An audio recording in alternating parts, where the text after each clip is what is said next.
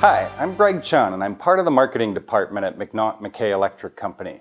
In this video, I'll be showing you how to turn on automatic device configuration, or ADC, in Studio5000 for your drives. First, you'll need to open Studio5000 and download the proper drive for your project. Here I'll be choosing the PowerFlex 525 from the menu. Once you have the drive downloaded in your project, double-click the drive and navigate to Device Definition. After you open Device Definition, select Enable Automatic Device Configuration and click OK.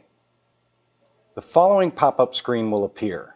Select Yes to the pop-up screen. You will notice the device now says ADC Enabled. Your drive is now configured for ADC within Studio5000. For more information on how to set up Firmware Supervisor in Studio5000 and set up your Stratix switch, please contact your local McNaughton-McKay specialists. For additional questions or more videos like this, please call us or visit our website.